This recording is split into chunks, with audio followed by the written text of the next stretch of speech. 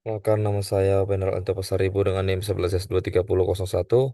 Pada kesempatan kali ini saya akan mencoba menjelaskan mengenai BFS ataupun yang biasa kita sebut ya BFS dan DFS ini eh saya sebentar.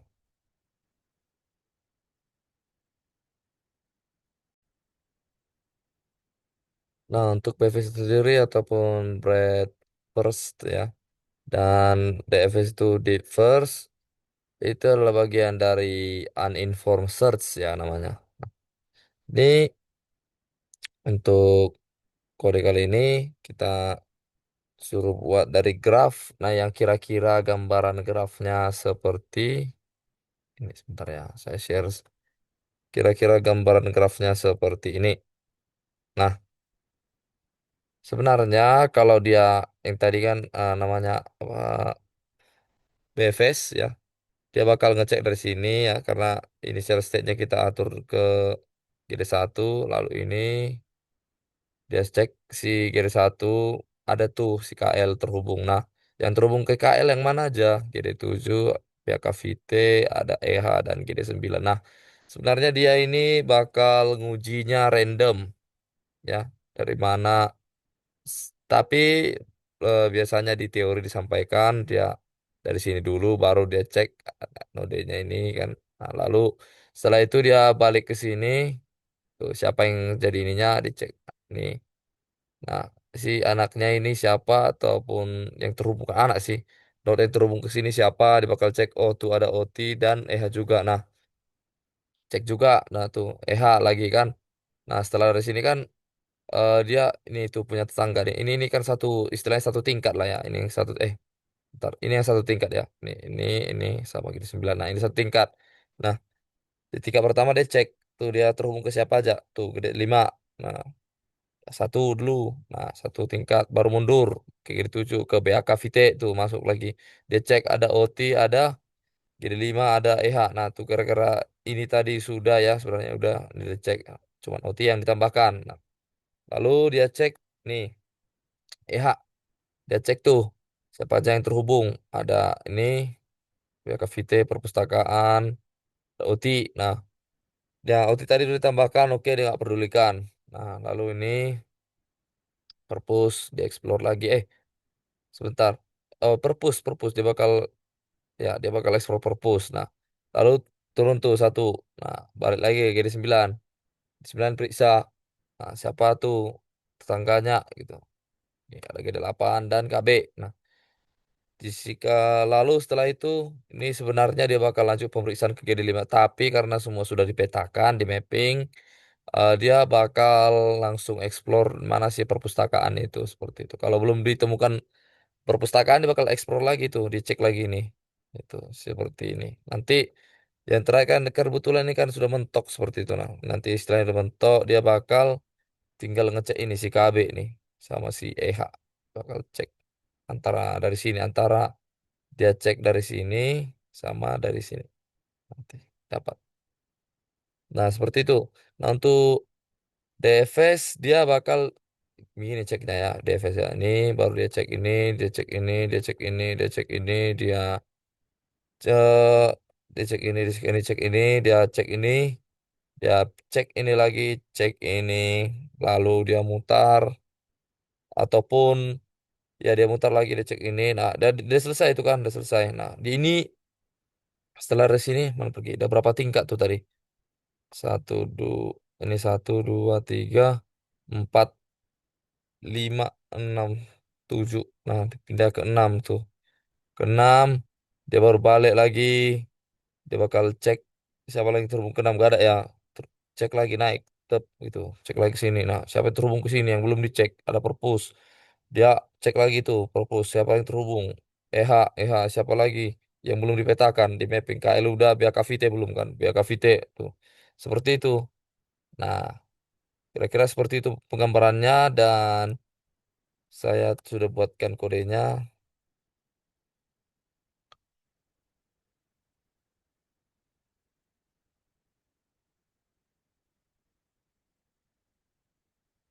Nah, seperti ini.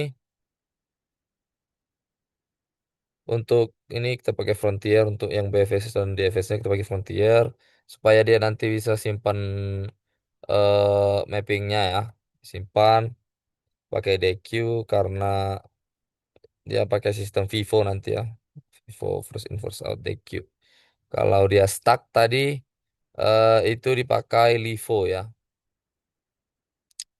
Nah, ini pakai LIFO nih, stuck ya, LIFO. Lalu pertama kali di frontiernya kita bikin initial state, lalu dia bakal lanjutkan ke explore.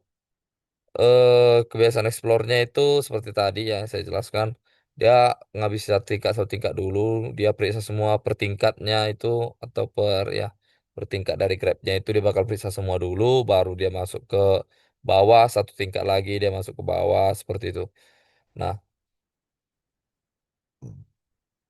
semisal nanti dia mau melakukan pengecekan, dia bakal pindahkan ke kolom explore. Sudah kita sediakan di sini.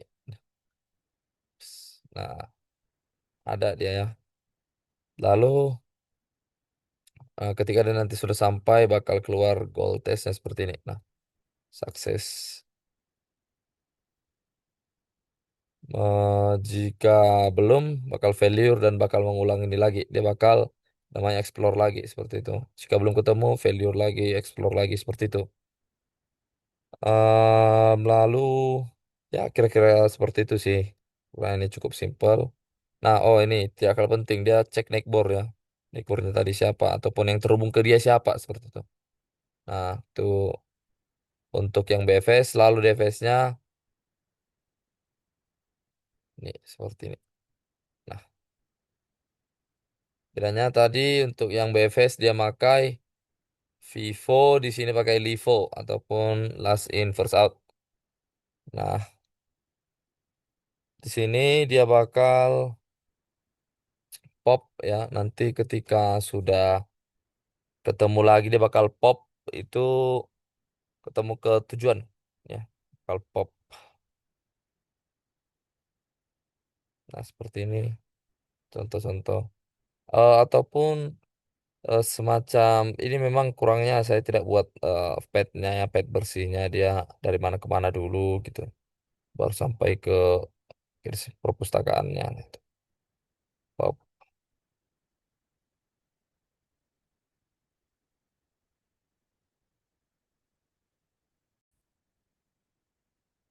Nah, seperti yang saya bilang tadi ini tidak kita buat saya lupa buatkan untuk padnya ya karena tidak terlalu penting menurut saya, yang penting itu ini atau yang dieksplor ya. Panjang lintasannya seperti itu. Nah, dieksplor. Berbeda dengan BFS itu BFS dia lebih panjang ya. Lebih panjang untuk step-stepnya. Kenapa? Karena dia cek semua. Cek semua tuh. Dia bakal explore tuh semua. Baru dapat purpose.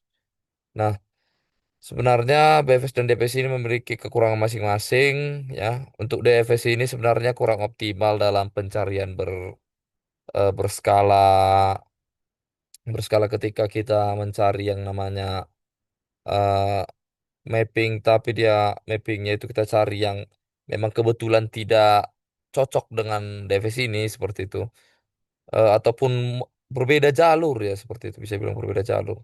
Kalau dia seperti tree seperti itu, nah misal di paling sebelah kanan sini tuh apanya node-nya dia bakal cari screen duluan gitu. Nah itu bakal makan banyak waktu gitu, gak optimal. Nah padahal sementara device ini dia bakal misal kita cari node-node dekat nih, misal ini A, node initial state-nya A ya, initial state-nya. Nah, lalu ada B dan C di sini. Nah, anak si C ini ada D dan E di sini. Nah, di anak B ini ada F dan G. Nah, dia kebetulan mau untuk ke D nih sebelah sini. Kalau dia cek dulu lama banget ya ini ke sini. Kalau dia pakai ini, dia bakal bisa langsung cek yang A tadi. Misal dia pakai yang BFS. Cek ini. Nah, kebetulan oh kurang panjang ya. Oh, itu biasanya sebentar ya. Itu biasanya untuk yang node-nya besar atau grabnya ukuran besar ya, dia bakal kewalahan itu si DFS ini. Tapi kekurangan untuk BPS ini apa? Dia banyak makan memori ya. Memang tidak disarankan, memang banyak makan memori, tapi dia optimal untuk pencarian jarak seperti itu. Kalau hitungannya jaraknya itu semua satu, jarak setiap node-nya satu. Nah, saya lihat di sini ya, seperti ini. Dia bakal pertama tadi disimpan, baru di DQ dikeluarkan. Simpan, keluarkan kalau ada yang sama DQ. Seperti itu. Mungkin segitu saja yang bisa saya sampaikan untuk praktik menceritakan kali ini. Saya ucapkan terima kasih.